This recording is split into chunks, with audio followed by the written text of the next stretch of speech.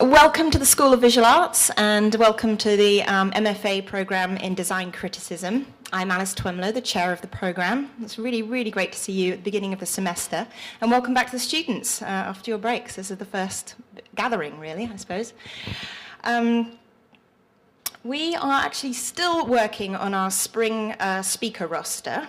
And we'll be announcing that lineup of speakers for our spring lecture series next week, so stay tuned for that.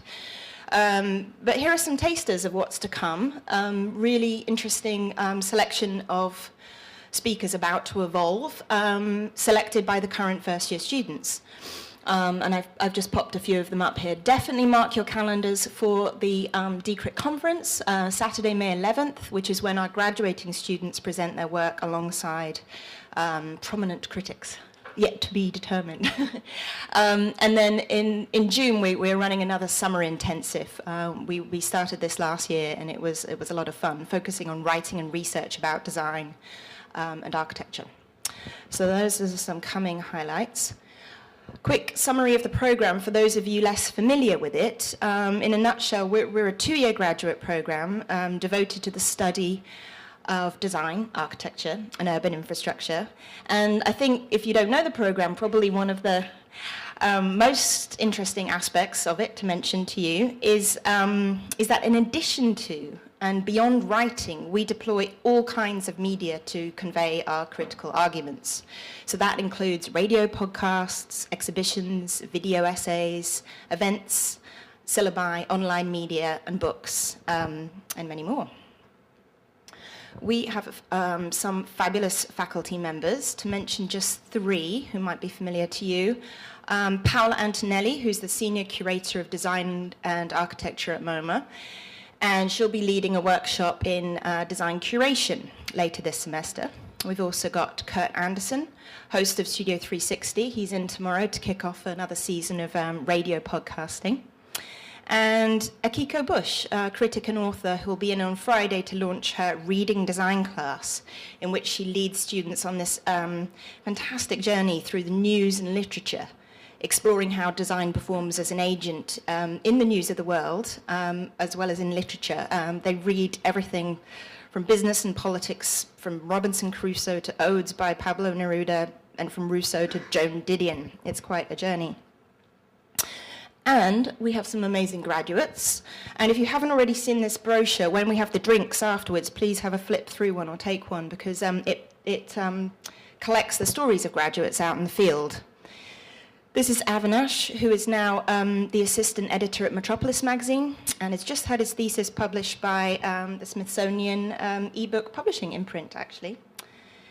This is Will, who was determined to get his thesis on biology and design published as a book, and did.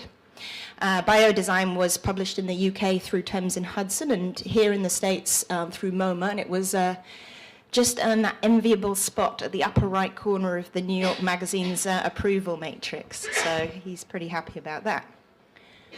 And Barbara, who wrote a thesis about why guns aren't included in collections of modern design, such as the one at MoMA, and then got a job at MoMA. And finally, Amelie came to us as a journalist from Vienna, who used the DCRIT program to refashion herself as a curator, and was then hired as a curator at the Vitra Design Museum in Germany, where she is happily practicing today. So full details of all of this and more, how to apply, can be found on our website, so please check it out. And talk to me, obviously, afterwards if you're interested in the program. But I want to move on to the meat of tonight's event as quickly as possible, because I'm so excited that we've been able to get Nicolas de Monchaux in this room. A small step for man, perhaps, but a giant leap for DCRIT. I'm sorry, I had to do that. That's the only one I'll do. So Nicolas de Monchaux is an architect, urban designer, and theorist. As well as directing his Oakland-based design practice, he's also assistant professor of architecture and urban design at the University of California at Berkeley. De Monchaux's work has been supported by the Graham Foundation for Advanced Studies in the Fine Arts, the MacDowell Colony, the Santa Fe Institute, and the Smithsonian Institution. Among his many accolades, he was awarded the 2000 John Dinkeloo Memorial Fellowship. Why we're excited to have him here in our design criticism program is not just so I can make bad jokes, but because in 2011, Monchaux wrote this book, Spacesuit, Fashioning Apollo, published by MIT Press and winner of the Eugene Emmy Award from the American Astronautical Society. And I think we all agree that we want to explore its many facets in as much depth as possible in the scope of this evening's event. Even though we're a criticism program with a focus on the contemporary, we believe that good criticism is historically informed, and consequently design history forms a core component of the curriculum. As a design historian myself, now in charge of a design criticism program, I also firmly believe that design history is and has every right to be critical. And I think this is something that Nicholas is going to bring out in the course of the talk tonight, and we're going to discuss further in our discussion. So among the many reasons I often shake his book in the air, exhorting students to do history like this one, are these three. Firstly, it puts a designed object at the center of its study, and in its analysis steps up really close to the spacesuit's objectness, engaging with its materiality, with the technicality required of such a study, but also with this lovely lightness of touch. The second reason I brandish this book in thesis writing season is because it makes use of and celebrates the existence of such fantastic primary source documents as this one. This is just a random example, but it always draws me. The record of a measurement session with Neil Armstrong, which lists some 40 separate measurements, which apparently would change during the course of his training, which is very slippery. So we've got the length of his ankle bone, his calf circumference, and his metacarpal too, all detailed here. This is the kind of the nuts and bolts on which this book is built. And beyond casting design in the leading role and its use of micro-detail, I love this book for the way in which it tells a riveting story in truly panoramic terms, a story that crosses all kinds of intellectual terrain, from fashion, craft, and technology, and the unexpected exchanges between them, to urban planning, the body, sexuality, and space, Cold War politics, the military-industrial complex, and astronomy. In other words, Monchaux located a topic that matters, where stuff is at stake, and I think we should talk about that afterwards as well. Choosing the subject of research is kind of key. He did the deep research. He interpreted it imaginatively, using a whole spectrum of conceptual frameworks, and told a ripping good yarn, replete with larger-than-life characters and points of conflict. And then on top of all of this, it allows the story to reflect back on and enrich our conception of the role and implications of design. So that's why I think he's here. Perhaps I should let him speak for himself. Please welcome to the podium, Nicholas de Monchaux.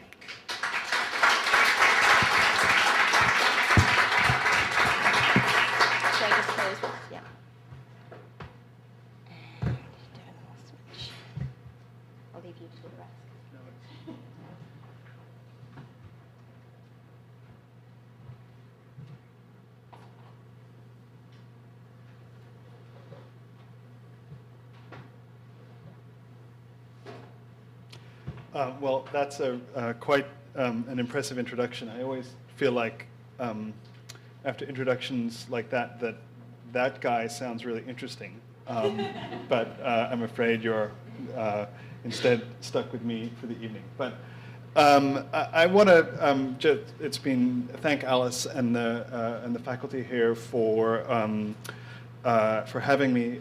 Thank Ralph Kaplan for his kind words on the back cover of my book.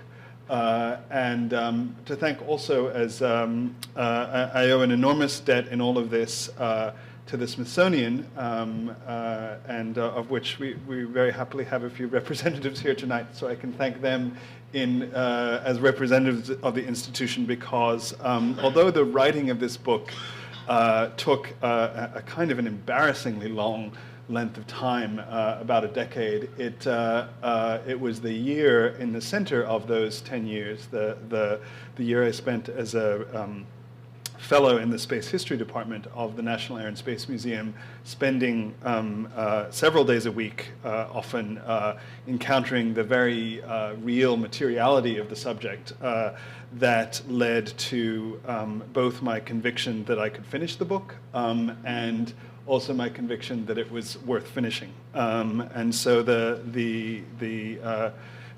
without further ado, I'll move on to the grist of the discussion tonight. I want to contextualize what I'm about to present in a couple of different ways.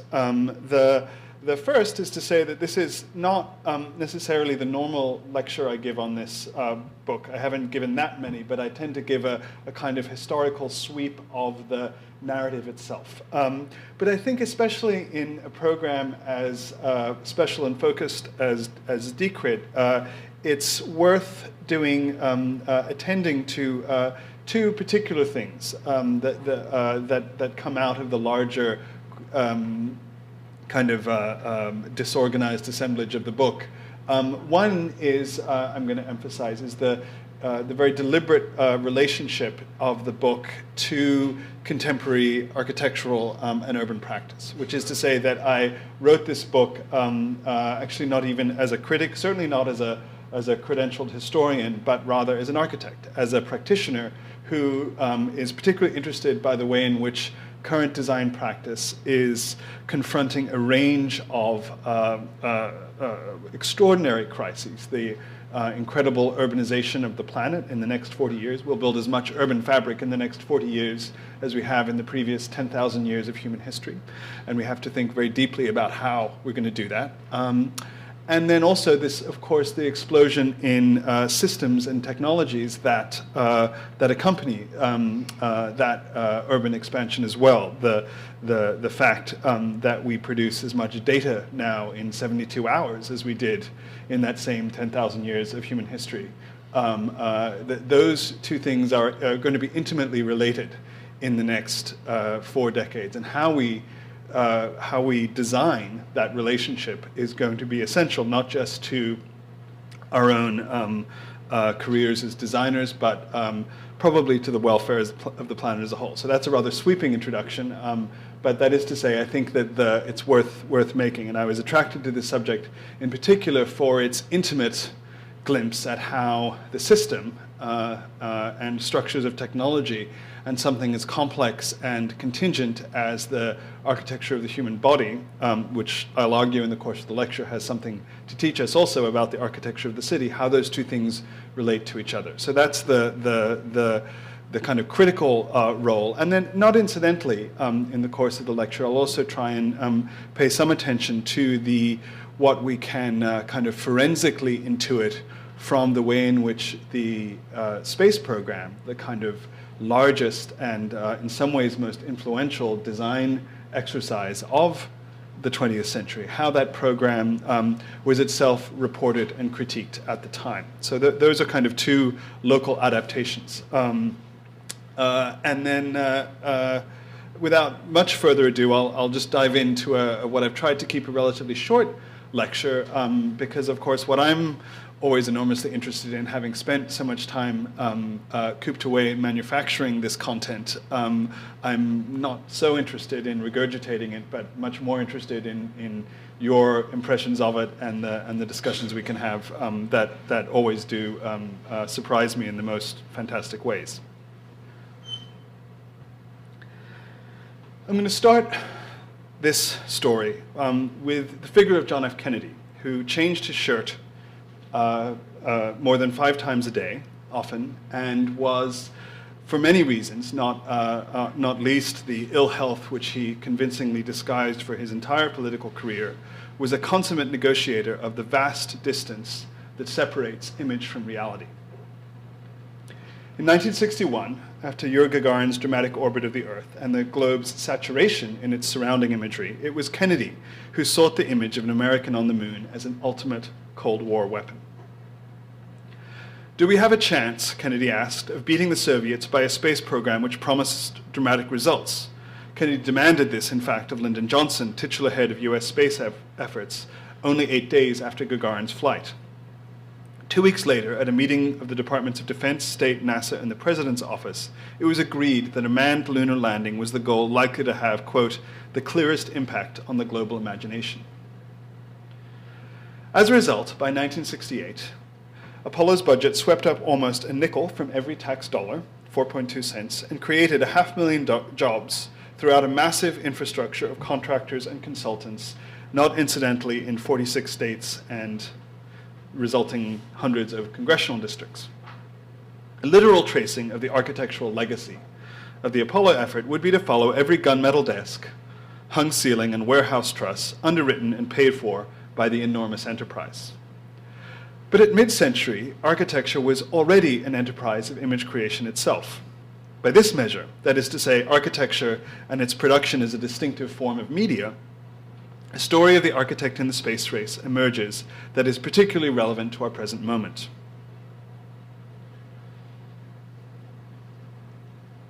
In the international architectural literature of the late 1960s, there is a fascination with the image of man-machine, a staple of science fiction since the 1920s, but rarely of responsible US building trade journals. Take, for example, Buckminster Fuller devotees John McHale's extended essay in the February 1967 Architectural Design, in which the prosthetic possibilities of the space age anchor a 40-page report on space exploration and its potential. In this realm, the astronaut becomes, to quote Barth, nearer to the robot than the hero, and if not a hero, then at least a myth, a figure who, like the first man in Joseph Rickwert's On Adam's House in Paradise, incorporates architecture with all its protection, enhancement, and extension as part of himself. But if you actually do a kind of statistical study, or attempt to do a statistical study of design criticism of the 1960s and examine American publications versus the European ones, of which architectural design is only the most prominent example, you won't find a single astronaut or capsule, or let alone a discussion of the implications of the profession of the new literal architectures of space, capsules, suits, etc. Instead, in American design writing of the 1960s, there is a preoccupation not with the ends of the Apollo program, not with the actual physical constructs, but rather its means, and in particular, the prospects in architecture for what was called at the time systems engineering. The organizational backbone of Apollo, systems engineering, was a design method first developed for the Atlas and Titan ballistic missile projects in the 1950s. There, under the direction of Air Force Lieutenant Colonel Bernard Shriver, who not incidentally trained as an architect before entering the Depression, forced him to enter the Air Force, and his colleagues Selman Ramo and Dean Wooldridge, the latter's founders of what would become the defense contractor TRW, a system of standards, communications, and calculations was developed to synthesize the separate organizational efforts of military, industrial, and academic collaborators, and to optimize solutions for the enormous complexity of a ballistic missile apparatus. Basically, what happened was when Convair, the very first contractor asked to produce the ICBM, produced the ICBM with existing methods, in which a kind of X prototype was produced and then tested, and then a Y prototype would happen, and then after only 2 revisions, the final object would result.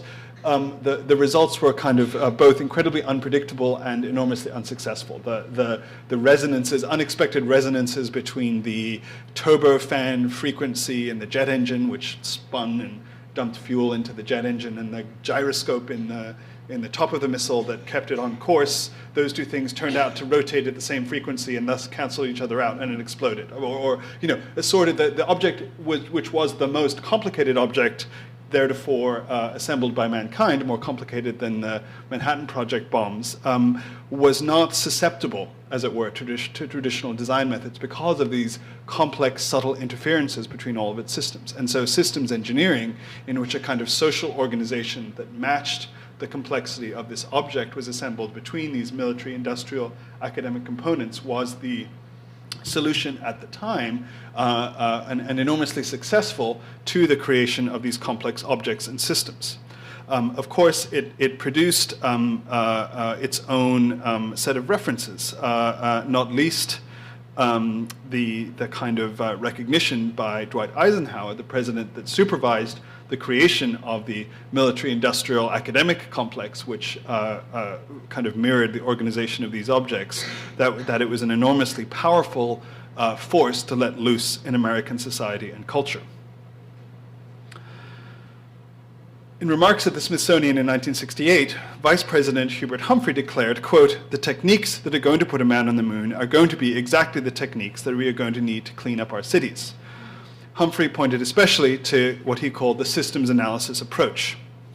Now, in current culture, we're used to comparing the complexity of putting the man on the moon to the problem of, getting cell phone reception in Manhattan or something like that. But this was not actually a comparison of complexity. It was a literal comparison. The same methods. We are going to approach the city as if it were a spacecraft. And indeed, the text of a joint HUD-NASA retreat at Woods Hole in 1966, only one example of the many dense collaborations that took place in the era between NASA, HUD, and other federal agencies concerned with urbanization.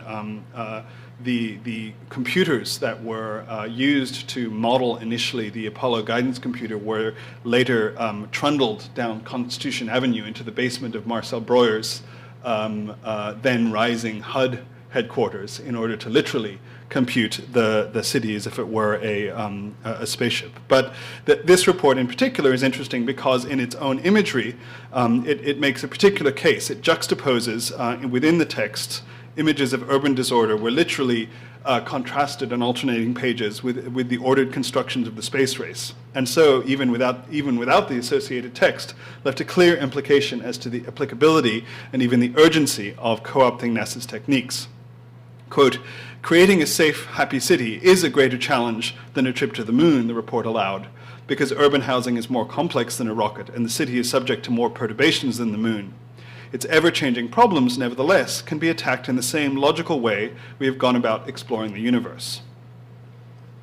By the onset of the Nixon administration in 1969, the intellectual exodus was literal. Computers were jointly operated, and senior NASA officials moved from NASA to other agencies, most notably Howard Finger, formerly the head of NASA's Nuclear Propulsion Office, in which he designed this ship, which in turn Douglas Trumbull used as the basis for the Discovery in 2001, was only one example.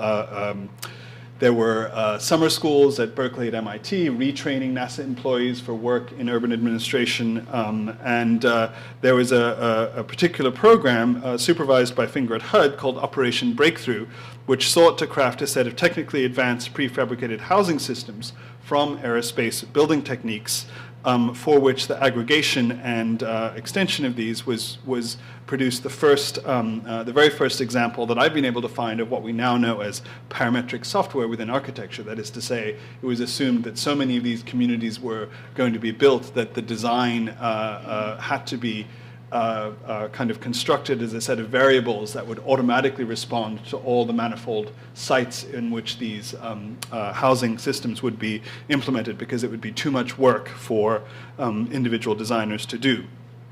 We even have, as another great example, the very first moving architectural rendering, a film called Cityscape by UCLA architecture professor Peter Kamnitzer, which used the both the software and hardware of the Apollo lunar landing simulator designed by General Electric, in which here a kind of high modernist proposal for downtown Los Angeles, complete with pilotis and elevated freeways, was negotiated using the joysticks and viewports of the LEM simulator.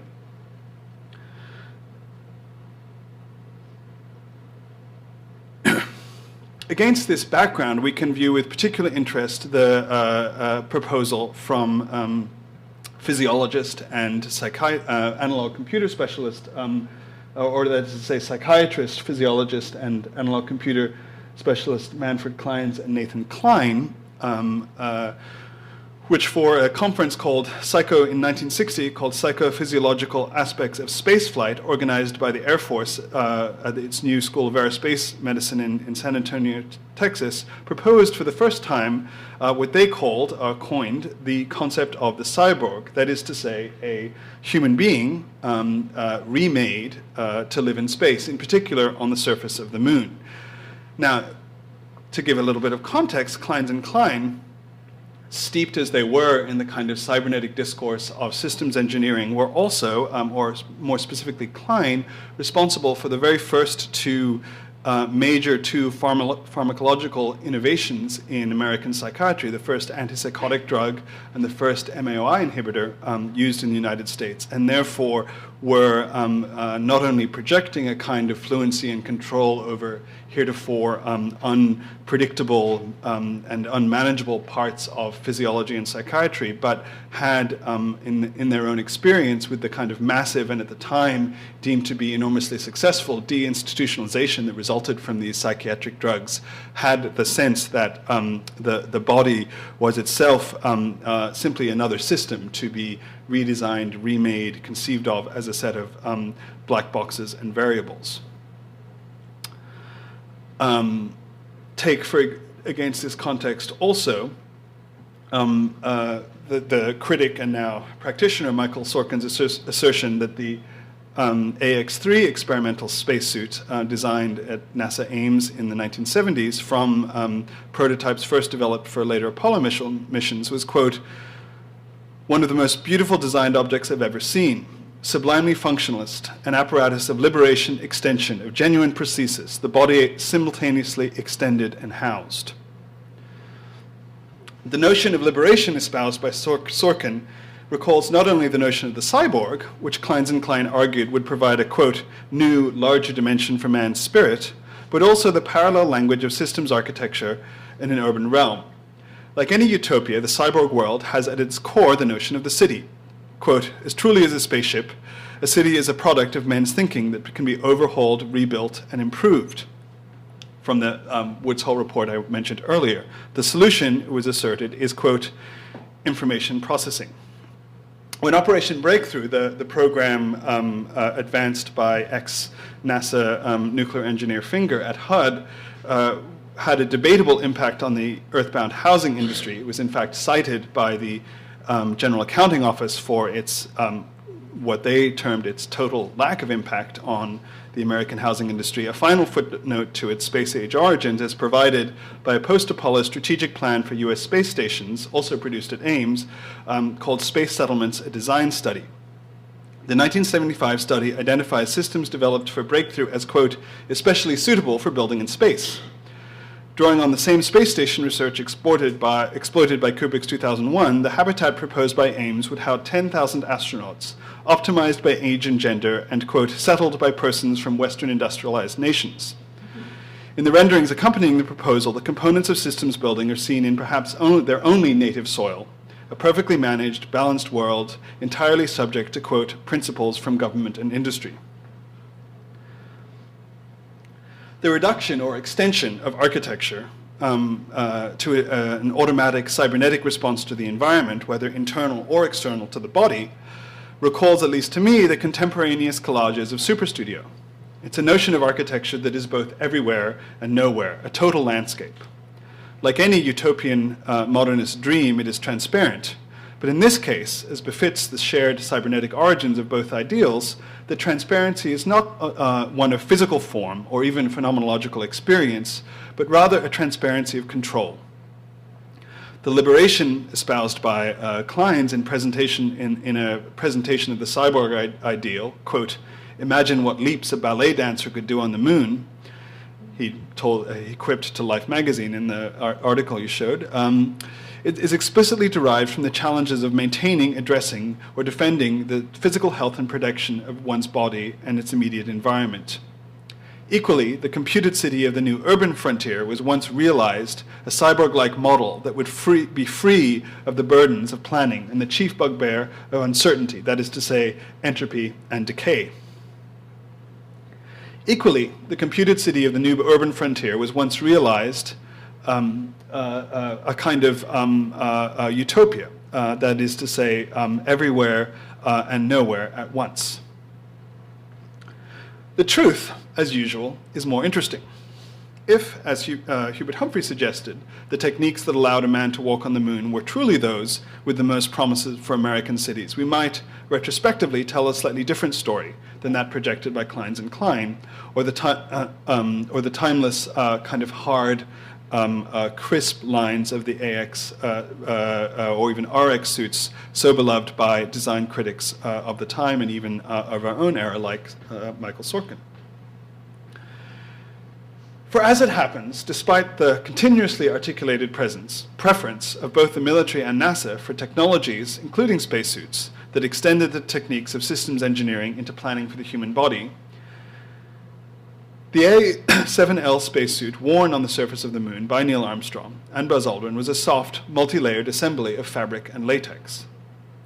And instead of being produced by a military industrial contractor, the suit was produced by the International Latex Corporation, the parent company of what was more popularly known as the Playtex Bra and Girdle Company.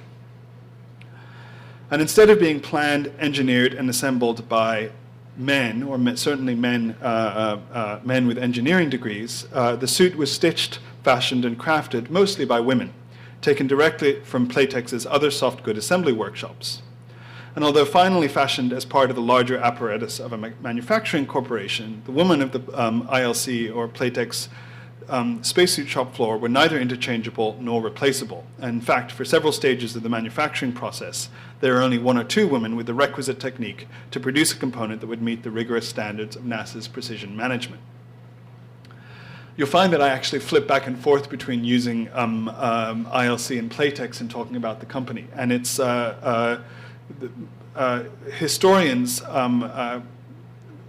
I do so quite deliberately because although Playtex was simply a brand name of the International Latex Corporation, which spun off this division, ILC, which made spacesuits into the shuttle era, the suit, especially at the time, in the context of and culture of NASA and the military-industrial complex, was always called the Playtex suit.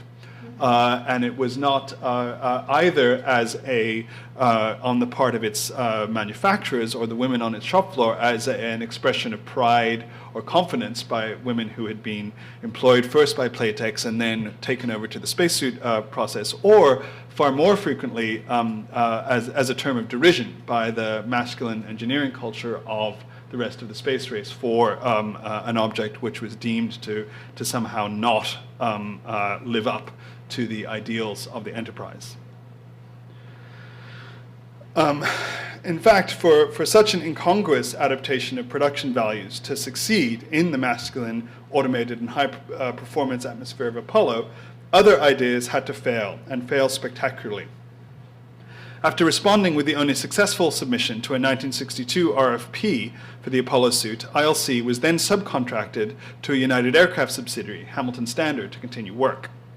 When the conglomerate sought to rid themselves of Playtex as a subcontractor in 1965, it was only through the intercession of NASA's suit technicians at the bottom of the hierarchy that the bra maker ended up finding their way back into the resulting 6-week trial. This is the kind of central drama of the piece. In this 6-week trial, when technicians inflated one competing suit to Apollo's operational pressure, the helmet blew off. There was, in fact, quite a sternly worded memo that resulted about life safety.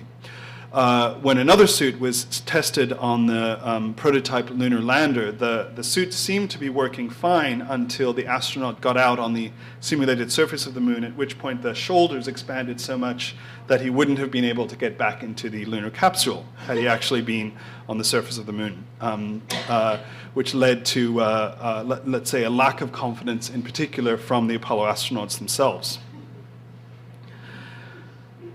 So, as a design historian, and this is where the kind of examination of the physical artifacts themselves produce so interesting, what's forensically fascinating to encounter is the way in which the very same techniques applied by the Hamilton Standard engineers, who aren't really the villains of the piece. They were only doing what was so successful everywhere else in the process, that the very same techniques that they tried to implement to generate a kind of numerical or provable efficiency or success in the part of the spacesuit, proved to be precisely, in this very Greek way, proved to be precisely the things that undermined their own efforts. For example, because a single latex bladder was deemed statistically vulnerable to being punctured, a lot of the Hamilton standard prototypes had two bladders, one inside the other. And a spacesuit, if you don't understand the fundamental design problem, which I certainly didn't until I got a ways into this, a spacesuit really is something that wants to be a basketball, which is to say it wants to be round and hard. It's an inflated vessel. And so when you're inside something that is wanting to be round and hard and instead is shaped like the human body and you need to move around, it's a very difficult, the issue of mobility is the fundamental issue. And so something like the double bladder, which statistically ensured a kind of reliability, actually ensured that the thing was almost impossible to use or encounter. And what's particularly interesting, if you then trace the following history of the next 3 or 4 years of the construction of this suit, the very same, the Playtex suit obviously was successful in the 6-week competition, but the organization, Playtex or ILC, was serially and continuously unsuccessful, always at the point of being fired, not for the lack of success in the actual object, but for their own inability to kind of master or enter into the systems engineering infrastructure of the larger space effort. To give but one example, this is shows two seamstresses repairing or adjusting a suit, and this is the something called the ADP, the Acceptance Data Pack, the large massive wadges of paper that followed each one of these objects around and was supposed to record every single change or alteration. My favorite story over this kind of fundamental and continuous conflict between the suit design process, or I have two stories which I'll share with you. The first involves the way, in a traditional systems engineering approach, every time an object is changed, it has to be given a new serial number, a new designation. Otherwise, you can't track changes, and this is fundamentally what the systems engineering design approach is about. And yet, every time one of these, because these suits were being fitted to bodies, you even saw on the slide that Alice showed that Neil Armstrong's left foot was a 9.5 and its right foot was a 10, and therefore the whole thing had to be intimately adjusted. ILC lobbied long and hard, and in the end successfully, to, instead of generating new serial numbers every time they adjusted the suit to a different part of the human body, they simply should designate it with the same serial number and then the designation small, medium, or large, which is to say to size the object or classify it by the standards of clothing versus by the standards of equipment or manufacture. And so in the end, every piece of the spacesuit was classified small, medium, or large, except for, I kid you not, the urinary collection device, which after an incident with the first astronaut fitted was sized large, extra large, extra, extra large. The other story, particularly as an architect, that I find fascinating is the role of drawing in the design process. Because this was, because innovation in the kind of assembly and manufacture of this object was being driven fundamentally either by the women themselves on the shop floor or their supervisors who were themselves not trained engineers. The chief of the shop floor for ILC was a guy named George Durney, who had been a sewing machine salesman before he came to ILC. And the chief engineer of the entire ILC engineering process was a guy named Lenny Shepard, who had been the television repairman of the company's founder in upstate New York in the 1940s, when he was deemed by the founder, Spinell, to be sufficiently crafty at repairing televisions that, of course, he should be in charge of the company's spacesuit design efforts. But when it was made clear to ILC that a full, one result of this is that the objects were not, there were no drawings produced of the objects in the manufacture. Instead, the company lobbied to simply have sets of instructions like recipes or tables of instructions as the kind of fundamental document of the design process. But they were nevertheless forced by their contractual arrangement with NASA to produce a set of drawings of a suit. But these drawings were produced, and they're beautiful ink on mylar drawings of kind of the suits being taken apart and assembled, but they were produced forensically from suits that were disassembled in order to generate the drawings of how they were put together instead of beforehand. So instead of being like a traditional architectural drawing, which kind of predicts and imposes an order of the world, it's much more like an urban plan or map, which attempts to kind of detect and represent order as it is found in the world, as it were. A final lesson of media is maybe memorable before I bring you to the conclusion here. In an effort to retain its contract in the face of NASA's attempt to switch to hard suits for the last three planned Apollo missions, ILC made a continuous series of improvements to its suit that were as complex and impenetrable to a traditional engineering process as they were vividly helpful in the suit's growing mobility. Nervous that a sea of statistics would again envelop NASA's deliberations on the second-generation suit, ILC sent, along with measurements of the improved mobility, a 16mm film of an engineer in a fully pressurized suit playing that most masculine of games, football, on the Dover, Delaware High School football field. And this is the film. The image succeeded. ILC crafted second-generation Apollo suits as well, leaving hard masculine competitors such as Litton Industries on the ground. The fact that such hard suits ironically retained the vision of man in space and of the future was immaterial to their operational failure, but nevertheless fascinating. A year after the first lunar landing, the final prospect facing visitors to the Osaka World's Fair in this Davis Brody Pavilion that Ada Louise Huxtable, may she rest in peace, termed at the time the world's largest bunion pad.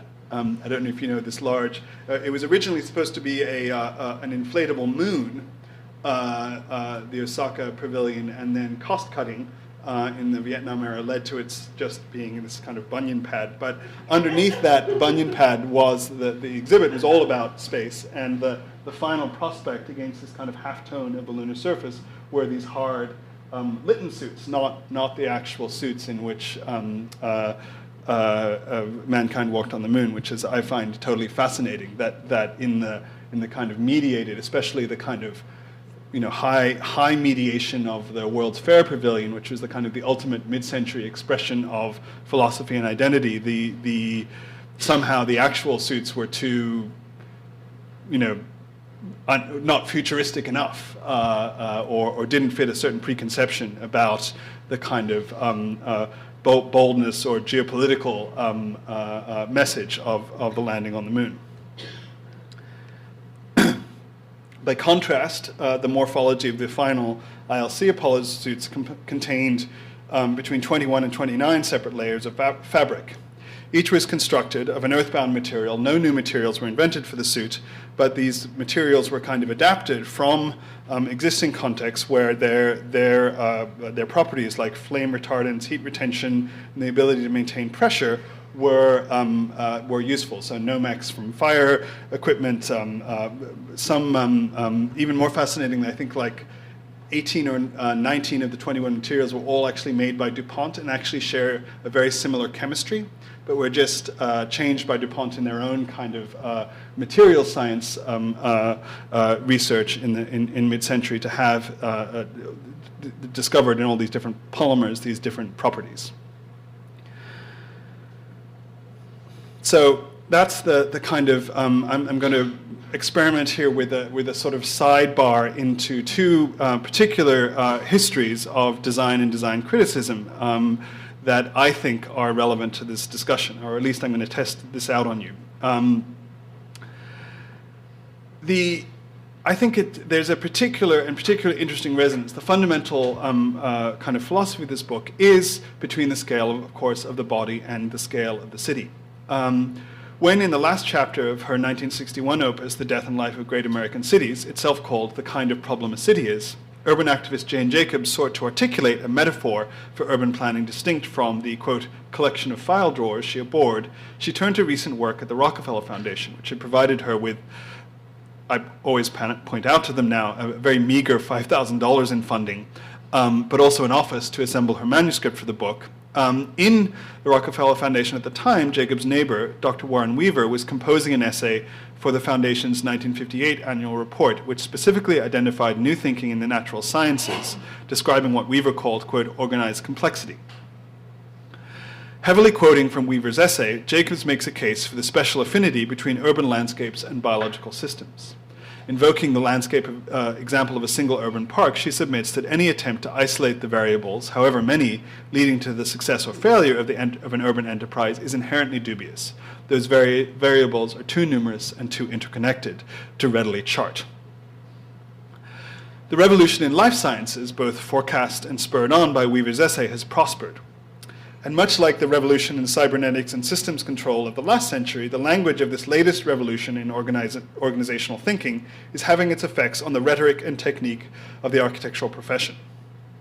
For example, in the 2003 monograph of their practice, FOA, now dissolved, Farshid Musavi and Alejandro Zarapolo explicitly evoke biological science in their title, Phylogenesis, in the self-conscious classification of their projects using a morphology of a phylogenetic tree, and in their efforts to describe the, quote, genetic potential of their organization. In two best-selling AD monographs, now joined by a third, Achim Mendex and Michael Weinstock of the Emergence Design Group at the AA in London lay forth an explicit agenda of what they call morphogenetic architecture, relying on, quote, data, genes, and speciation.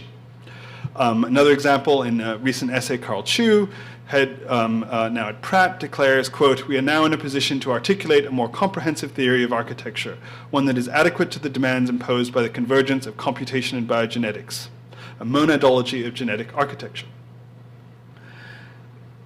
Recalling earlier fascinations, I think, with biomorphism, many of these self-consciously biological adventures in architecture succeed in imagining a virtuosic continuity of form, albeit one internal to the architectural object. That is to say, the object is biological, but biology is not necessarily about objects.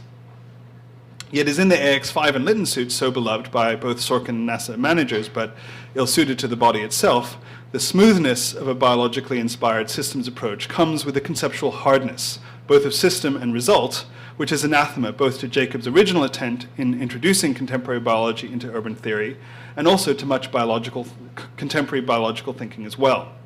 As such, I think it fails to appreciate the real lessons that such contemporary research in the natural sciences holds for urban thinking. Such a model further misconstrues, I believe, the kind of problem a biological system is, or at least is revealing itself more and more to be. For example, while DNA may be imagined as an architectural blueprint or systematic instruction in popular imagination, the reality unveiled since Weaver first distinguished organized complexity in the biological context is actually much more complex. Recent work in evolutionary biology has in fact gone so far to assert that, quote, although mutational change, that is, change in genetic instructions, is needed for phenotypic change, that is to say, change in the actual architecture of life, the two are simply not related. While the notion that genetic instructions result in biological form is broadly correct, the belief that such a relationship is systematic, and so containing direct analogies to the creation of form through blueprints or architectural instructions, is in fact far from the truth. Quote, genes may have an effect on the phenotype, that is to say on form, but this effect strongly depends on other genes. As it transpires, relationships between genetic code and resulting form, far from occurring measurably or consistently, are instead interconnected, numerous, and as Jacob said of the variables leading to the success of that park, as, quote, slippery as an eel. So, in fact, even if we look to nature, the web of relationships and instructions is so complex and so disturbed by our own observation that it might evoke for us the city not as we would design it, that is to say, projecting forward with representational brio, rather the city as we receive it, a fog of conflicting instructions and impressions, whose very vitality we threaten through the attempt to measure it, let alone seek its ready reproduction. In attempting to systematically approach genetic and biological metaphors for the creation of form, contemporary architects are probably simply looking for an escape route from the more predictive and operational systems machinery of the last century.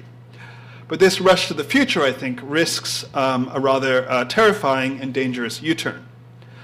Biological evolution is a, quote, abstract machine, not to invoke too much Deleuze, but in this is what it's at the core of a lot of this theory. In the strictest sense, it doesn't know what it makes. But the simplified, systematized version of evolutionary development put forward by some in the contemporary architectural vanguard, I believe, hides the same hazard it would have us avoid.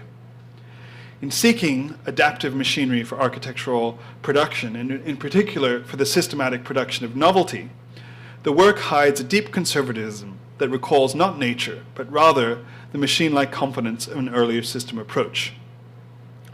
Yet real nature, which as Jackson Pollock pointed out, includes our own bodies and minds, would appear to have as its defining quality an ability to evade certainty and embrace the disordered fabric of reality as a grounds for adaptation, incorporation, and repurposing. Indeed, it is these qualities that seem to define our most successful and thrilling urban landscapes as well. So let me conclude here with a few images from the conclusion of the book as well, which I'll speak to. On the left is a diagram of the Apollo life support system as conceived and illustrated by Hamilton Standard in 1964. And on the right, an X-ray mobility study of the Playtex spacesuit performed by the Crew Systems Division of NASA in January of 1965. The fundamental differences between these two images returns us to, I think, the fundamental question, or certainly the fundamental question I try and address in the book, which is why, and perhaps also how, was the Apollo spacesuit soft? The first image is both uncharacteristic and singularly representative of Apollo's interleaving military, industrial, and even academic machinery. Eisenhower, in fact, wanted to call it the military-industrial academic complex, but his speechwriters told him that was too long. That's a true story. I think of this often at Berkeley, which is, in particular, a kind of complicit in the larger exchange. What I find interesting about this image, it's both a very representative image. It's a kind of systems approach in which the body is this kind of ghost-like outline of a series of system black box relationships. But it's also actually very unrepresentative, because this systems diagram describes a moment when the astronaut is sustained on the lunar surface by only this life support backpack, which Hamilton Standard continued to be responsible for making after Playtex was given the suit contract. And at every other moment in the Apollo mission, in fact, this systems diagram would be way too large to fit on the front of this wall. That is to say, except when they were in the lunar EVA, when they were a self-contained little life support system, at every other time there were literal wires and connections going into their body, temperature sensors in the rectum, heartbeat monitors, etc., that were going back through hardwired and radio connections all the way to the desks of controllers in Mission Control in Houston. It was only actually during the crisis of Apollo 13, and then later during the so-called strike in space, the rebellion by the astronauts of Skylab 3, that these connections were quite deliberately and really interestingly severed. The second image is to me at least, a particularly interesting contrast. Instead of a web of systematic relationships, it's instead a kind of specular field, a slice of human body and Playtex spacesuit brought into focus on the surface of an X-ray. Here too, of course, there's an equivalence of the natural and the man-made, but as is perhaps in the nature of X-rays, it's more than just skin deep. A kind of, the spacesuit is reduced to a kind of ghost in the machine, a kind of epidermal assemblage, which, to my eye at least, I think quite powerfully both recapitulates and resonates with the ghost of the structure of the body it's inside.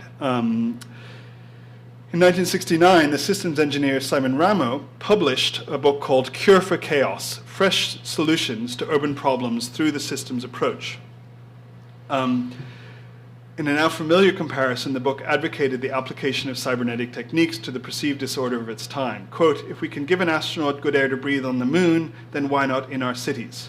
Cities," Ramo continues, "do not continue good systems design. Redesign to make them into a better overall system is not taking place at a sufficiently high rate." And of course, here I'm kind of hitting you over the head with it, but as we think about such a comparison between the perceived disorder of the city and the order of the systems that should order it, the kind of the sort of ghost, this particular ghost, the ghost of a kind of adaptive resonance between certain kinds of system approaches and the complex logic of the body and other biological systems, I think, should be more than incidental. To put it in a slightly lighter way, I would characterize the incongruity or contrast of this image in a way that's different, but also, to my mind, exactly the same. Because this image, I found it in the bottom of a drawer at the Johnson Space Center in Houston, and I think it's interestingly discarded because it doesn't fit our preconceptions of the. It's an image of John Young in a David Clark Gemini spacesuit in 1963. And instead of adopting the kind of conventional heroic posture of the astronaut, instead he vamps. I mean, it's a feminine pose, and it's a kind of internal humorous document within the masculine culture of the space race. But it also really interestingly talks about the real difference between masculine and feminine notions of making. And in particular, the way in which the spacesuit quintessentially, and unlike a lot of the rest of the infrastructure of the space race, was fashioned. That is to say, coming from the kind of context of making, mending, and repairing versus the context of assembling, systematizing, and projecting. I also think this image is really interesting because in the background actually is another kind of fashioning. These were the custom acceleration couches that were the only the device that brought the ICBM on which the Mercury astronauts were launched within the kind of endurance parameters of the human body. They were made through kind of plaster bandages cast on their body. The basic conflict between the astronaut's body and I think the rest of the architecture of the space race is also captured very hauntingly for me by this image of Neil Armstrong right after the completion of the lunar EVA in the summer of 1969. Visibly elated, Armstrong is also, if you look at the redness around his eyes and the kind of sheen of sweat on his body, he's completely exhausted, spent.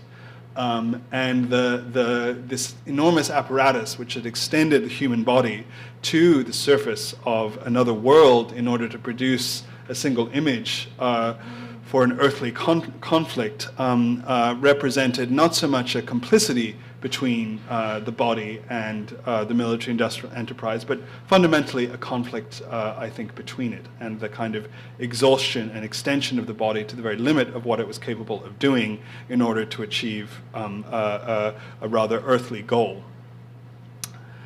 A few last images. The contrast between the left, of course, Dior's new look, which was a word, this would, of course, be much more resonant if I'd remembered at the very beginning of the talk to tell you that the systems engineering approach in the defense establishment was itself termed Eisenhower's new look in defense spending.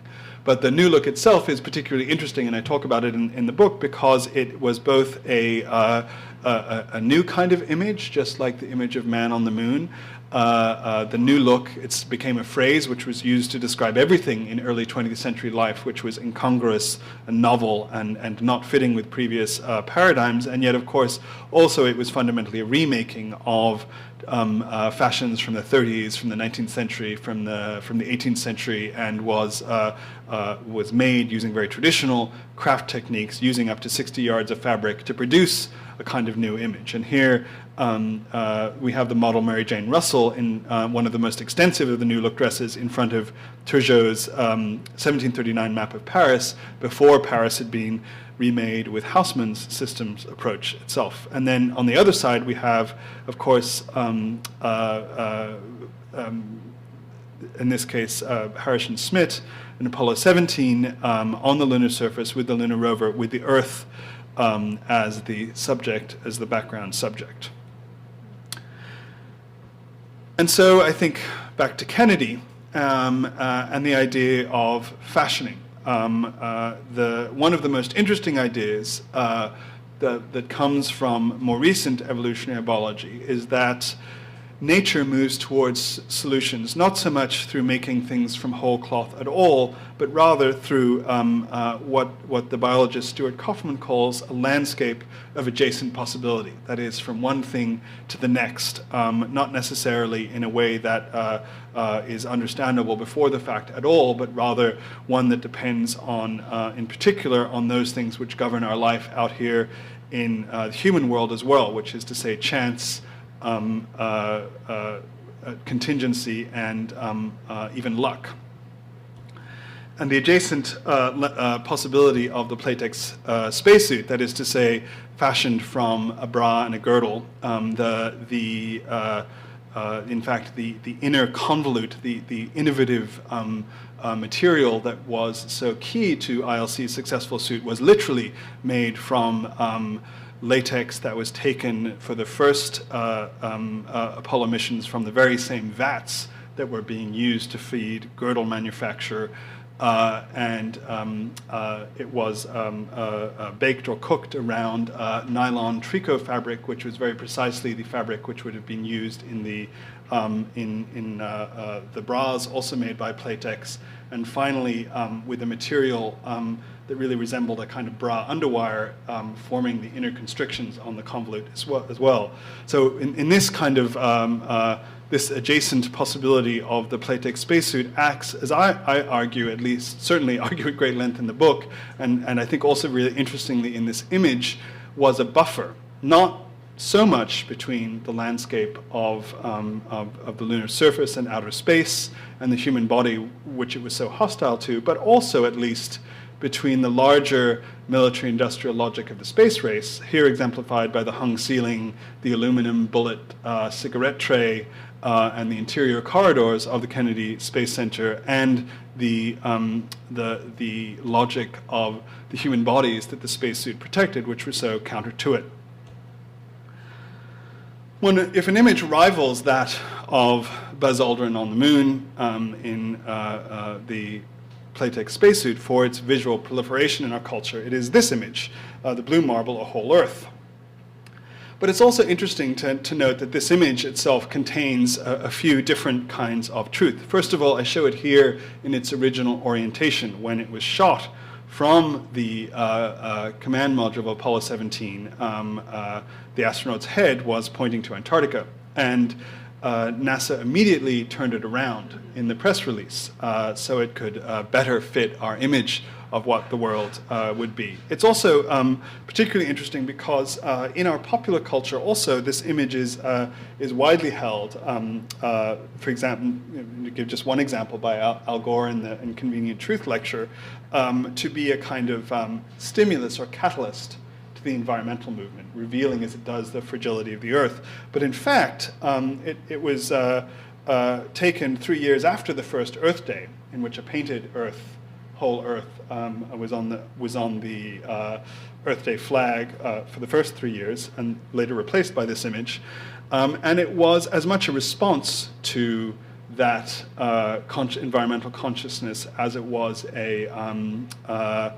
as it was a kind of catalyst of it. In fact, Stuart Brand, not 500 yards from my office, had been passing out buttons underneath Sather Gate in Berkeley for since 1966, saying, "Why have we not seen an image of the whole Earth yet?" And the Whole Earth Catalog was conceived around the potential for such an image and the existence of it. And it wasn't until the last Apollo mission that it was actually produced, for a very simple operational reason, which is to say, if you don't mind a small lecture on orbital dynamics, when we landed on the moon, we did so at times when the sun, the light of the sun, was at its most oblique to the lunar surface, that is to say, coming at the shallowest angle, in order to throw the landscape of the moon facing us. We, of course, landed astronauts on the face of the moon so we could talk to them by radio versus on the back of the moon.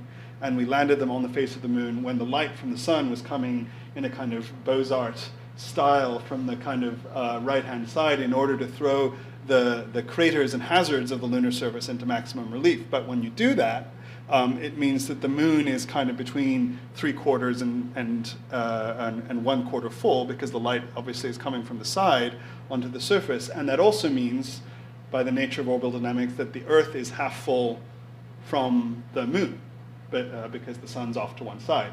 And so an image of the whole Earth wasn't possible through the kind of conventional mission profile of the Apollo missions.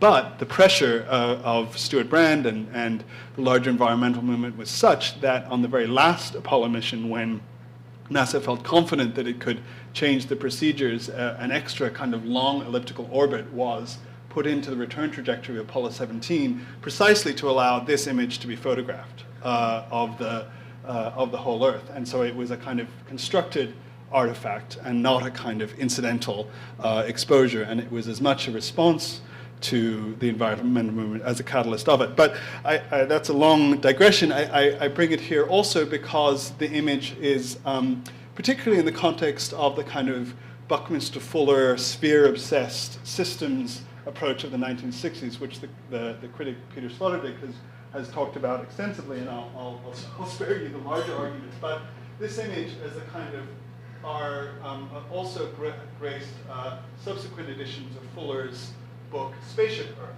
and it's with its image of a kind of systematized sphere in which we all inhabit, hurtling through the universe. But what I find really interesting about this image is that its spherical quality is really illusory. That is to say, there is a kind of sextillion-ton sphere sitting in the center there, but that's not where we live. We live only in the very thin surface.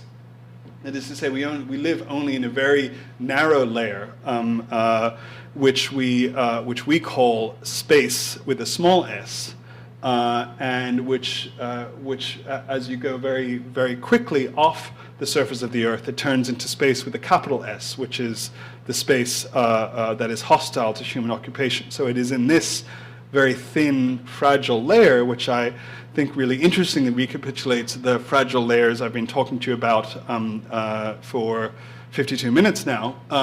This fragile layer is where we really have to not so much design systematically, but rather fashion for ourselves an appropriate future.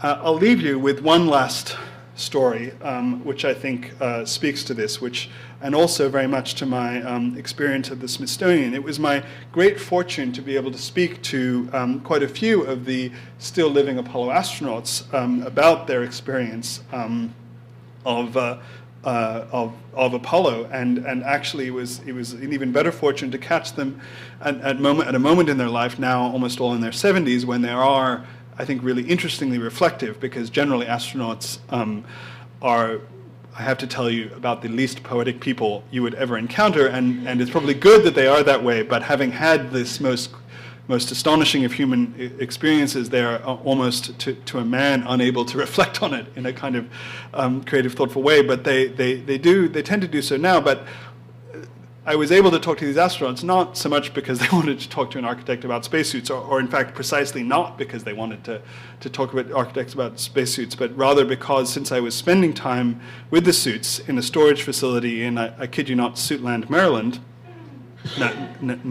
coincidentally, the astronauts, when they come to Washington, they don't go to the Air and Space Museum on the Mall to this kind of vast designed cathedral to the space age, they come quite deliberately and exclusively to see their suits and to ensure that their suits are being taken care of. And to, in fact, quiz and interrogate the Smithsonian staff responsible for their curation. And I think this is probably the most telling and most poetic indication that the suits themselves have at least as much in common with the bodies, that it's clear that the astronauts regard them as part of their own selves and as an extension of them, and everything else is just a truck, as they called the capsule on their way to the moon. So I think I'm only 10 minutes over, so I better stop there, and I look forward to opening it up to questions and discussion.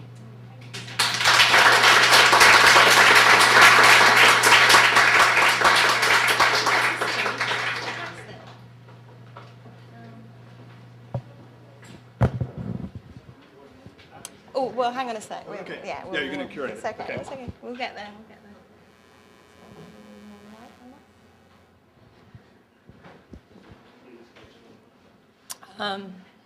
Little shuffle. Wow, thank you. Amazing.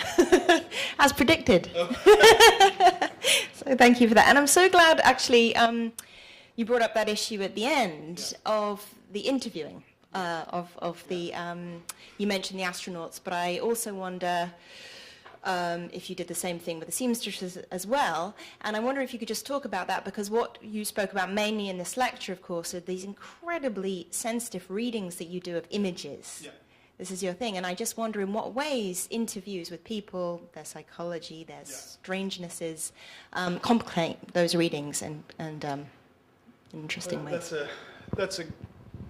That's a great question. I think I can say, in terms of the process of the work, obviously it started with a single image, this image, but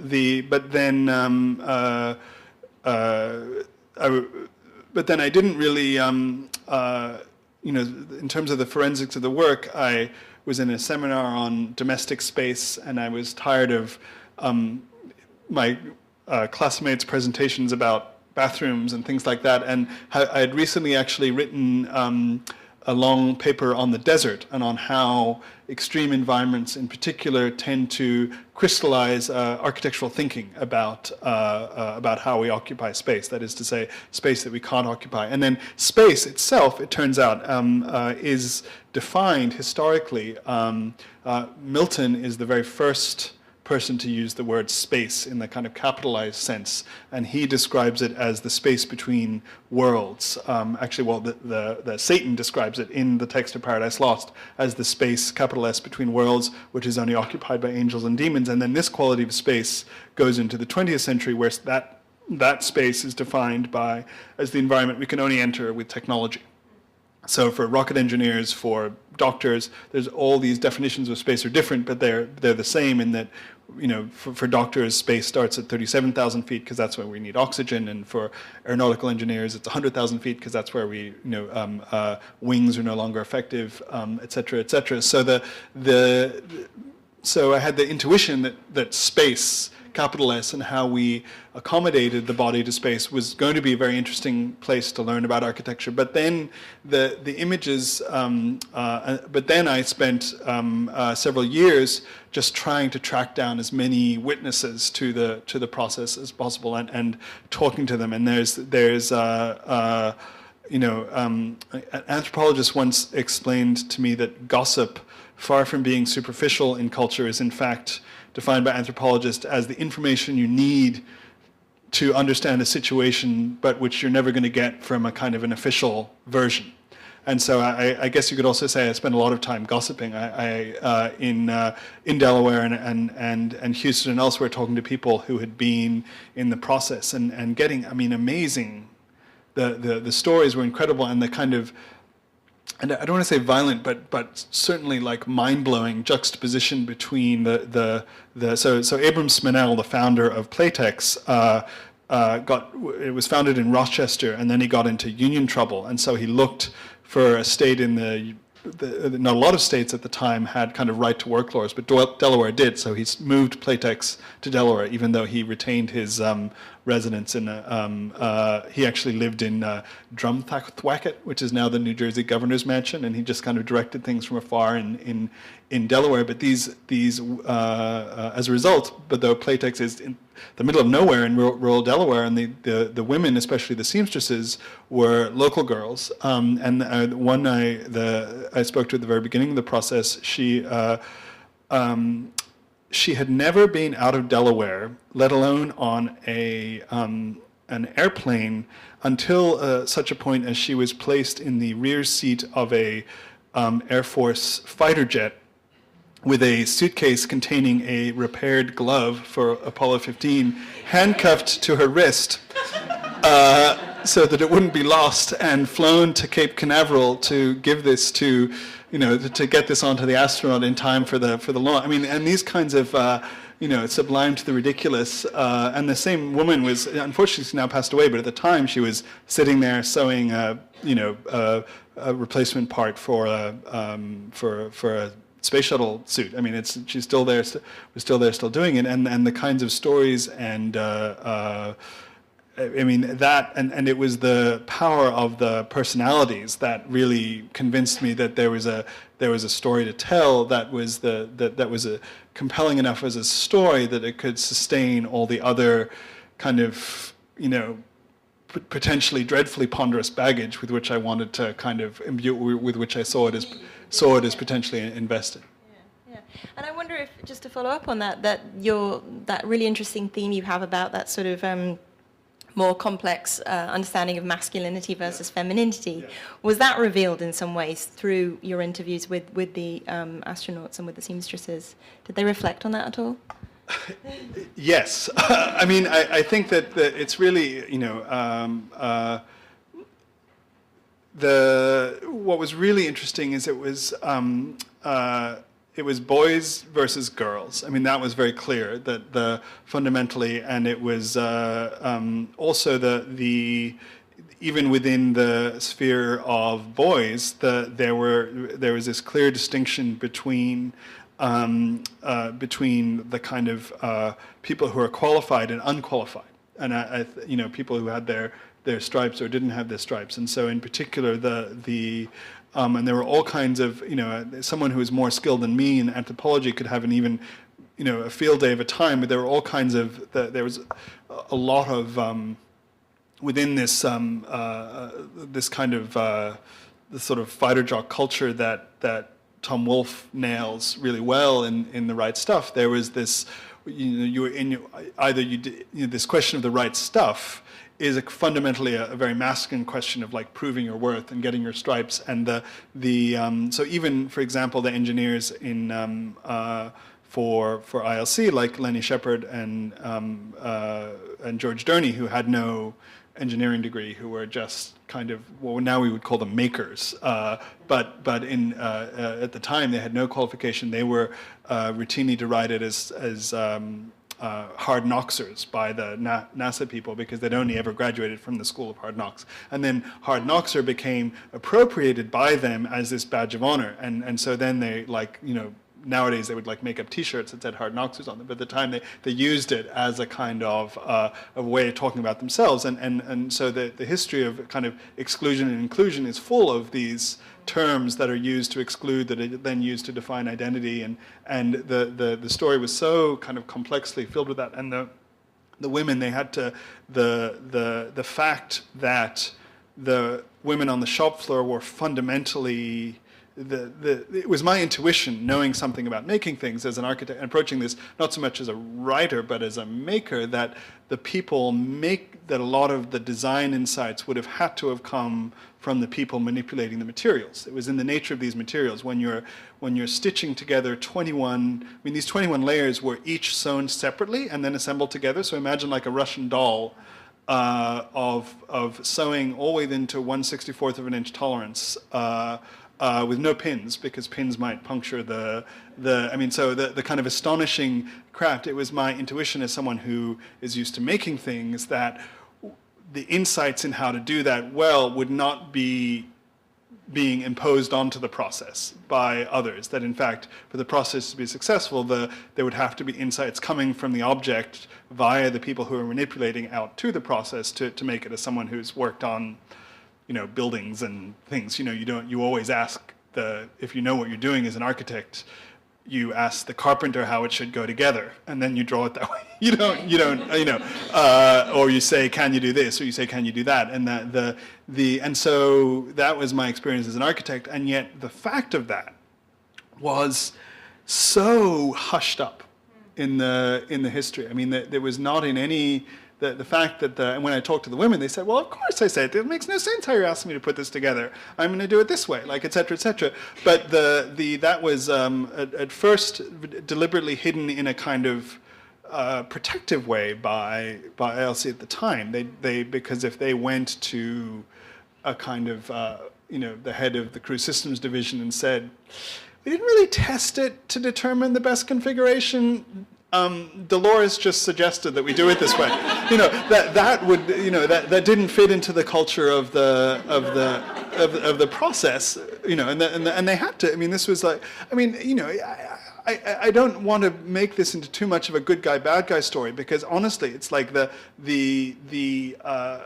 a joke in The Right Stuff that, that Alan Shepard is supposed to have said, I'm sitting on, 10,000 pounds of explosives and machinery, all designed by the lowest bidder. But this is not actually how the NASA contractual process worked. All the contracts were cost plus, which is to say, which is a wonderful way to defraud the government of huge amounts of money, but it's also that they were all contracts in which you were supposed to find the best way and then charge the government 20% more than what the best way cost you, with no limits on cost, which is how the whole thing came to take a nickel from every tax dollar in 1966. So it wasn't, in fact, the lowest bidder. But everything, when you're talking about that much money in an enterprise that was deemed that crucial to the geopolitical fortune of the, and as it was conceived at the time, at least, the future of the world, as the production of that image, of course you're going to put incredible standards, incredible tests. You're not going to want, if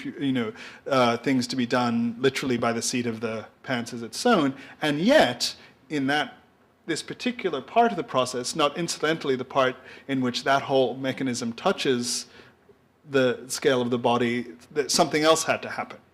And that had to be hidden and masked from the rest of the process in a very deliberate and interesting way in the history of the process, in order for it to sustain in a kind of institutional recapitulation of what was going on with the sustaining of the human body within that larger order. And so uncovering that and talking to these, but that is an insight that, again, still have huge arguments with people who are, because this is all not ancient history as far as all the institutions and companies involved. This is still really like an open wound in terms of how and so the fact of this is something that I've had to really argue for in the process, because of course it's not actually recorded in the paperwork of the time. It couldn't be, very deliberately, and yet one can find shadows of it in the paperwork and kind of crossings out and adjustments and things like that, and then one finds it in the social history when you talk to everyone involved. And I think that's the kind of advocacy. And when I, and this is like, I don't want to say this in a way that sounds so self-centered, but it was those, going back to your questions of the interviews, it was the part of the enormous stubbornness that had to sustain a kind of decade-long process of trying to put it together did come from the fact that there was this really essential story of these really important class of people that might not otherwise be told, and that yet was so central to something which is so central to our culture. I mean, this is one of the most reproduced images of the 20th century and very central to how we think about all ideas. And the fact that it was hiding in plain sight, the stories of these women who are all now, many of whom have now passed away, but the best letters I got after the book came out were from, there's a great review on Amazon. Some of this kind of politics of the discussion has come out, of course, inevitably. my wife made me promise to only check the Amazon page for this book like once a year. But the last time I checked it, there were two things. First of all, a lot of the politics had come out in the kind of comments and reviews about oh, this is Playtex propaganda, or this is this. But then the refuting it, to my great satisfaction, was this woman who was like, I was a seamstress working on this, and this is a fantastic book. It's really. I think the kind of in terms of the politics of gender, the politics of kind of hierarchy were really interesting in the TV repair guy. Was that hushed up in the same way, or was that a point of pride? Well, it depends on who you talk to. He was interestingly, so the company had I talk about this at great length in the book. Organizationally, they had to do the same thing to themselves as they were doing to the body. That is to say, they had to layer themselves with a bunch of protective layers to sustain their kind of fundamental capacity within this process. And so what they did was they very deliberately hired a class of people who were two classes of people. One, recent engineering graduates, many of them Delaware natives, who they then kind of became a kind of layer to deal with the rest of the military-industrial process, who were conversant in the kind of Six Sigma process and all of these different things and could translate back and forth. And then they hired actually the Ling Temco Vought, which is one of these big conglomerates, who didn't have any other contracts within the Apollo program, and they brought in a Ling Temco Vought person at every level of the organization, basically as a translator, to take everything that Lenny Shepard said or George Durney said and translate it into systems speak, and kind of, so this, in institutional and social terms, it was a kind of a protective layer around and a translating layer, because of course if they didn't have that, it wouldn't have been successful, because even if they could make it, they wouldn't have been able to articulate it within the language. So again, I want to be careful that it's not a kind of good guys, bad guys scenario, because there's no one who I would want designing a rocket more than a systems engineer, right? You don't but there is this task of translation, and the only danger is when and this is where and while I was literally while all around me as I was writing this book, this kind of most recent fascination with systems in contemporary architectural culture, which I referenced, all in a kind of really quixotically in this biologically inflected language, this notion, systems are really, really good at a lot of things, and they're really, really not good at a lot, at some other things that where the nature of the problem and the nature of the system are not, I don't naturally agree, and so it's really interesting, I think, as a class of. My former colleague at Berkeley, Christopher Alexander, stood up in the last great modernist Siam conference and said, computers will never be useful in architecture because they can only replace the work of 1,000 clerks. And there are no problems in architecture susceptible to the work of 1,000 clerks. Whatever you think of Chris Alexander, it's a really interesting quote, because on the one hand, of course, he's totally wrong, because architecture is pervasively mediated by computation these days. But on the other hand, he's totally right. That is to say, there are some problems in architecture that are really good for 1,000 clerks. Writing a door schedule for a 100-story skyscraper is a perfect problem for software, versus, but there are other problems, like, in particular, I think, problems at the urban scale in which that really doesn't, in which it doesn't, the system doesn't match the thing which is being described or in which you're trying to do it, and I see a lot of that. I mean, it may be, if you have a hammer, everything looks like a nail, but as I look out on my kind of colleagues and on the discourse, both of whether it's smart cities or parametric design, or, there's a lot of kind of belief in the system for its own sake, and trying to kind of drill down to footnotes for this book, because I knew the book had to be academically, I'm a great believer in footnotes and in references and in finding the original source of things, because otherwise, people don't take you seriously, but also, but also the truth is always much more interesting than what someone tells you it is. And so the kind of original, I tried whenever possible to go back to original documents to reference your question and not ever believe what someone reported in the actual document, but Yeah, no, I mean, only because it works really well. So one of the great quotes I found, because the was actually from that I didn't find in time to put in the book, but I've used in kind of subsequent talks about it, was a quote from Charles Babbage, the kind of father of modern computation, and in his autobiography, he writes that he was showing the analytical engine to a government committee, so very much recapitulating a kind of NASA scenario in which this computer was, or the first computer was rolled out to a kind of congressional committee, or in this case, a members of parliament committee, and the first question he was asked by the member of parliament was pray, Mr. Babbage, I think it went, if you put into the machine the wrong figures, will the right answer come out? Which is to say, this kind of faith that we have even today, that if something is systematized, that is somehow necessarily correct, which is, and so that, again, I think it's very much a contemporary condition. And so the benefit of, I think I was both really fortunate, and then, to the extent that I had the wit to understand what it was looking after me, which took a while, but to encounter an object at the extreme in this real, because the very interesting thing about space, because it's this space which we need technology to enter, that it's fundamental, but it is also a space which, thanks to Milton, which we imbue with all these otherworldly kind of heroic qualities, the kind of vision of space becomes this really interesting backdrop on which our relationship with technology is played out. And we're not going back to the moon, but we are going into a world that's ever more inflected and controlled by technology. And so looking at the situation in extremis I think teaches us less perhaps about fundamental architecture of the space age, but hopefully a little bit about the kind of architecture of our encounter with technology and the kind of limits of our own technology here on Earth. Well, let's make sure we get some questions from people. First of all, I'd like to take a couple from our students, and then we'll open up to the audience. So, yeah,